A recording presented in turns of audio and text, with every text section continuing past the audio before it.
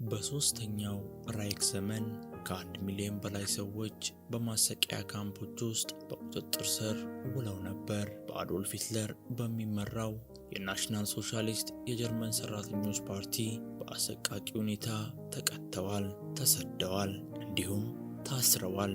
ከረጅም ጊዜ በፊት በአንድ ያልተለመደ የቤተሰብ አኗኗር ውስጥ ሬይን የተባለች ሕፃን ከእናቷ ጋር በአንድ ትልቅ መኖሪያ ቤት ውስጥ ትኖር ነበር። በየምሽቱ እናቷ ከምድጃው ጀርባ ትደብቃት ነበር። የሬይን ሻምፔር አባት ግን እናቷን ይበዘብዛት ነበር። አንድ ምሽት አባቷ ሲመጣ የእናቷን ደም እየጠጣ ሳለ ራሱን በመቆጣጠሩ ምክንያት ለእልፈቷ ምክንያት ሆነ። እሱ ሳያውቅ ልጁ እናቷን ሲበላት ትመለከተው ነበር። ይህም ጭራቅ ብላ እንድትጠራው አደረጋት። ከብዙ ዓመታት በኋላ በሁለተኛው የዓለም ጦርነት ወቅት አዶልፍ ሂትለር የተባለ ሌላ ጭራቅ ታየ። ናሽናል ሶሻሊስቶች ሰዎችን ወደ ማሰቃያ ካምፕ የሚወስዱትን የባቡር መስመሮች ይከባሉ። በዚያም ታስረው እንግልት ይደርስባቸዋል። ይህ በእንዲህ እንዳለ በናትናኤል ግሪጎር የሚመራ የፈረንሳይ የጥንካሬ የመቋቋም ቡድን የናሽናል ሶሻሊስቶችን አቅርቦቶች በቦምብ በመምታት ጣልቃ ይገባል። በናሽናል ሶሻሊስቶችና በደፈጣ ተዋጊዎቹ መካከል በጦርነት ውስጥ ያለ ትንሽ ጦርነት ይከሰታል። በድንገት አሁን የቆዳ ካፖርት የለበሰች ፈዘዝ ያለች ወጣት የሆነችው ሬይን ትመጣና ባላት አስደናቂ የሰይፍ ችሎታ ናሽናል ሶሻሊስቶችን በቅጽበት ትጨርሳቸዋለች። አብዛኞቹ ወንዶች ሲገደሉ ሬይን አዛዥ ብራንድን ጥግ ታስይዘዋለች እና በሚያደርጉት ነገር ላይ ያላትን ጥላቻ ትገልጻለች። ሬይን ሳታውቅ አንድ ወታደር በጀልባዋ በኩል ጠመንጃ አነጣጥሮባታል። ወታደሩ ጠመንጃውን ሲተኩስ ጥይቱ ሬይንን ያቆስላታል እና ደሟን በአዛዡ ፊት ላይ ይረጨዋል። ሬይን ወታደሩን ትገድላለች እና ብራንድን በአንድ ዘንግ ላይ ትሰካዋለች። ሬይን በዚያ አልረካችም። ስለዚህ የአዛዡን ደም ትመገባለች። ሬይን ብዙም ሳይቆይ ናትናኤልን ታገኘዋለች። እሷ ዳምፐር ግማሽ ሰው ግማሽ ቫምፓየር የሆነች ድቅል መሆኗን ያውቃል። የጥንካሬ ቡድኑ በዋናነት የባቡር መስመሮችን የሚከበው መሳሪያና ጥይት ለመሰብሰብ ነበር። ነገር ግን ባቡሮቹ በምትኩ ሰዎችን እንደያዙ ካወቁ በኋላ ሬይን እና የደፈጣ ተዋጊዎች ቡድን አንድ ላይ በመሆን ናሽናል ሶሻሊስቶችን ለመዋጋት ይወስናሉ። አዲስ የናሽናል ሶሻሊስቶች ቡድን በተመሳሳይ ሰዓት ከመድረሱ በፊት ሰዎቹ እንዲያመልጡ ያደርጋሉ። አዛዥ ብራንድ ምንም እንኳን ተነክሶና በብረት ዘንግ ተመቶ የነበረ ቢሆንም በጥንካሬ ቡድኑ መደበቂያ ውስጥ ይነቃል። ናትናኤል ሬይን በትዕግስት ማጣት እየራባት መሆኑን አይቶ የአሳማ ደም ያበስልላታል። ናትናኤል ስሜቱን ለማቃለል ቀልዶችን ይናገራል። ነገር ግን ማንም በቀልዶቹ ላይ ፍላጎት ያለው አይመስልም። አልፎ ተርፎም ጓደኛው ቫሲል ጥሎት ይወጣል። ሬይን ባቡሮቹን ብቻ በማነጣጠር ጦርነቱን ለማስቆም መርዳት እንደማይችሉ በማየት ስለ ሥራዎቻቸው ትጠይቃለች። ሬይን የጦርነቱን መሪ ማነጣጠር ትፈልጋለች። ናትናኤል ግን ደህንነቱ በተጠበቀ ጎን መሆኑን ይመርጣል። በሶስተኛው ራይክ ዋና መስሪያ ቤት ዶክተር ቮልፍ ጋንግ ማን ሪሶርስለር ሂትለርን እና ሶስተኛውን ራይክ ዘላለማዊ ለማድረግ በማሰብ ቫምፓየሮችን ምርምር ለማድረግ ያሰቃያቸዋል። በምርምሩ የተጸየፈ የሚመስለው ሌተናንት ካስፓር ጃጋር ወደ ተዝረከረከው ላብራቶሪ ይገባል። ደማሙን ቫምፓየር ማየት ስለማይችል ውጪ ለመነጋገር ይሞግታል። በመቀጠል ሌተናንቱ ለአምላኪው ለዶክተሩ አንድ ቫምፓየር አዛዥ ብራንድን እንዳጠቃው ያሳውቀዋል። ይህም የዶክተር ማን ሪሶርስለርን ፍላጎት ይቀሰቅሰዋል። በማግስቱ ሌተናንቱ በአዛዡ ላይ ምን እንደተፈጠረ ማብራሪያ ይጠይቃል። ዶክተሩ በመቀጠል ብራንዳውን ቫምፓየር ስለሆነ በቅርቡ መሰናበት እንዳለበት ይነግረዋል።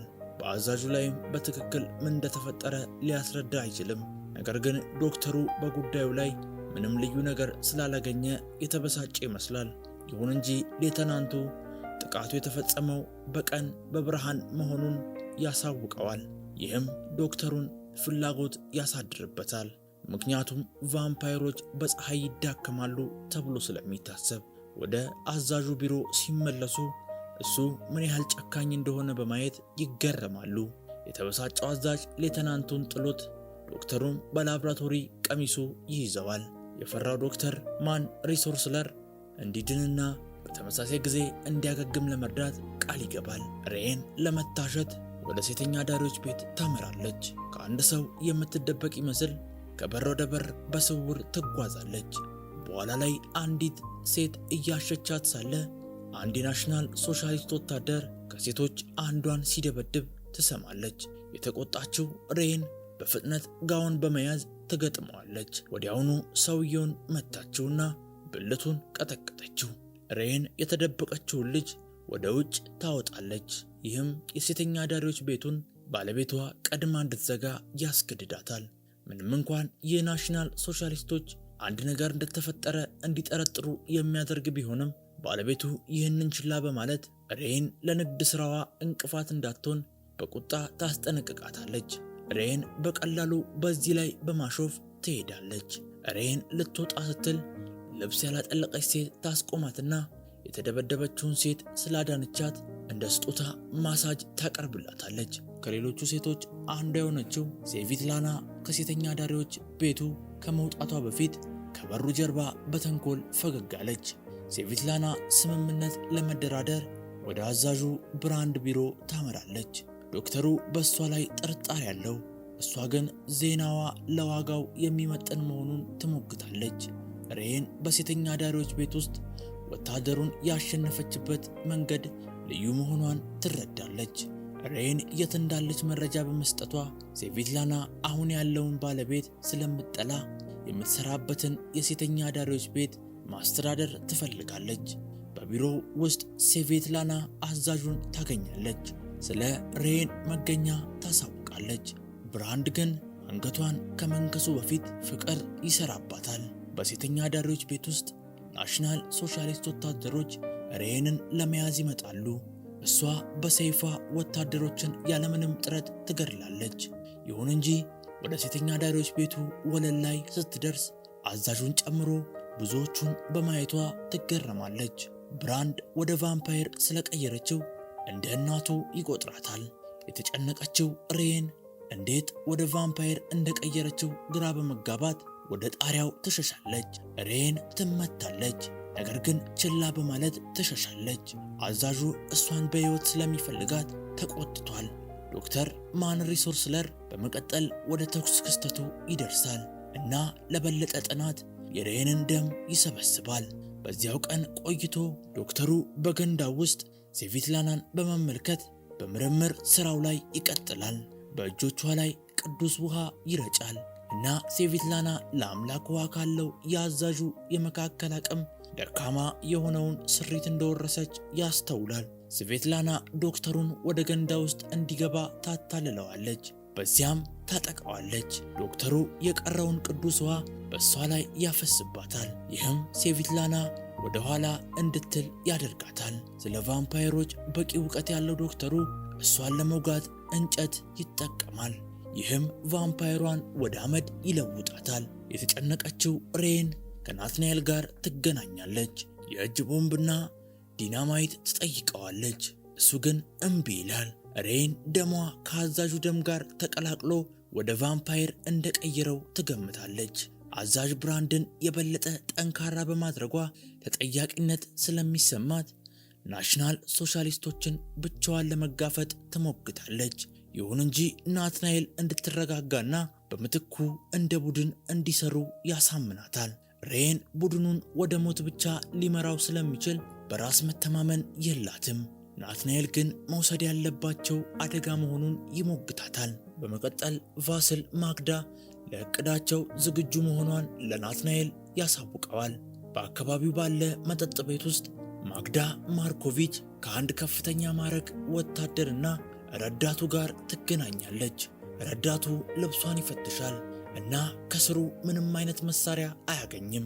ማግዳ በወገቡ ላይ በመቀመጥና በሚያታልል ሁኔታ በማነጋገር ከፍተኛ ማዕረግ ያለውን ወታደር ታታልላለች። ሶስቱ እየጠጡ ሳለ ማግዳ ከጠረጴዛው ስር ያለውን ጠመንጃ በመያዝ ወዲያውኑ የወታደሩን ጭንቅላት ትመታዋለች። ሬንና የተቀሩት የጥንካሬ ቡድን አባላት በታቀደው መሰረት ወደ መጠጥ ቤቱ ይገባሉ። ለመገናኛ የሚጠቀሙበትን ኮድ እንዲሰብሩ ረዳቱን ጥግ ያስይዙታል። ጥቂት ቆይቶ ሬን ሁሉም ነገር በቁጥጥር ስር መሆኑን በማየት ከመጠጥ ቤቱ ትወጣለች። ነገር ግን ወደ አንድ መተላለፊያ ስትገባ ሁለት ቫምፓየሮች ልክ እንደሷ ባሉ ሰይፎች ያጠቋታል። ቢሆንም ሬን በዚያ ምሽት ትጥላቸዋለች።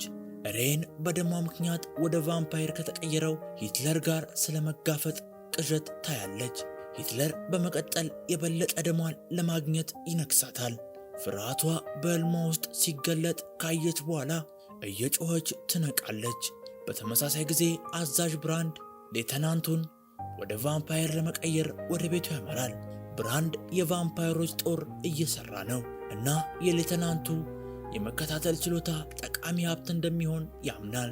ዓላማውን በመረዳት ሌተናንቱ መሳሪያ በመያዝ ይከላከላል። ይሁን እንጂ አዛዡ ይይዘውና አንገቱን ይነክሳል። ሌተናንቱ ቀስ በቀስ የቫምፓየር የመሆን ምልክቶችን ያሳያል። ጊዜ ሳይቀይረው አዛዥ ብራንድ ሌተናንቱን ሬን በሕይወት ለመከታተል የሬንን ደም እንዲያሸት ያደርገዋል። በሌላ በኩል ናትናኤል ሬን የት እንደምትኖር ያገኛል። በድንገት ሌተናንት ዩገር ይደርሳል እና ለውጡ ሬንን ተጠያቂ ያደርጋል። ሬን በምላሹ ታጠቀዋለች። ሌተናንቱ ወደ ናትናኤል ያመራል። ሬን ግን ወደ ውጪ ትጥለዋለች። ቫስል ይህን አጋጣሚ በመጠቀም ጭንቅላቱን ይመተዋል። ይህም ሌተናንቱን ያቆስለዋል። በመቀጠል ሬን የቆሰለውን ቫምፓየር ጠግታ ይዘዋለች። እሱም ብራንድ ማግዳን እንደያዛትና ወደ በርሊን ሊወስዳት እንዳቀደ ይገልጻል። የሥራ ባልደረባዋ አደጋ ላይ መሆኗን በማወቅ ናትናኤል ወደ እብደት ይገባል። አዛዡ ማግዳን ጨምሮ ብቃት ያላቸውን ሰዎች ጦር ስላለው አሁን እየተሸነፉ እንደሆነ ያምናል። በመቀጠል ሬን ሌተናንቱን በደካማ ቦታቸው ላይ ትወገዋለች። ይህም ወደ አመድ ይለውጠዋል። ይህ በእንዲህ እንዳለ አዛዡ ማግዳን ታገት አድርጎ ይዟታል። እሷ በጣም ጎበዝ ኮድ ሰባሪ ስለሆነች የጦሩ አካል እንድትሆን ይፈልጋል። ስለዚህ በዚያ ምሽት በሌተናንቱ ላይ እንዳደረገው ሁሉ አንገቷን ይነክሳታል። ሬንና የቀሩት የጥንካሬ ቡድን አባላት ናሽናል ሶሻሊስቶች ማግዳን ወደ በርሊን ከመውሰዳቸው በፊት ለመውሰድ ይዘጋጃሉ። ሬን ሰይፎቿን ስትስል ቫምፓየሮች ቀስ በቀስ ዓለምን እንዴት እየተቆጣጠሩ እንደሆነ ታስባለች።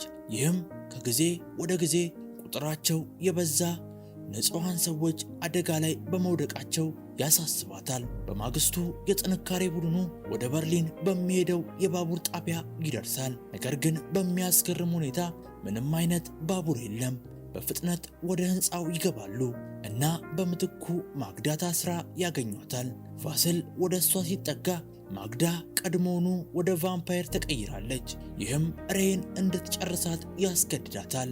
የጥንካሬ ቡድኑ ቦታውን አጠራጣሪ ሆኖ ስላገኘው የበለጠ ይመረምራል። በድንገት የቫምፓየሮች ጦር ብቅ ይላልና ያጠቃቸዋል። እንደ አጋጣሚ ሆኖ ከቀሩት የጥንካሬ ቡድን አባላት ጋር ሲነጻጸሩ እነሱ በጣም ብዙ ናቸው። በመቀጠል አዛዡ ሬንን በጀርባዋ ይወጋታል እና ሁሉንም ይተኩስባቸዋል። ናሽናል ሶሻሊስቶቹ ሬንን ያስሯታል። አዛዡ ግን ናትናኤልን በጦሩ ውስጥ ጠቃሚ ሆኖ ስላገኘው ይምረዋል። በአዛዡ ዋና መስሪያ ቤት ናትናኤልን እስረኛ አድርጎ ሲይዘው ሬን ግን ወደ ታች ተዘቅዝቃ ትሰቀላለች። ዶክተሩ ደሟን ሁሉ ያፈሳል።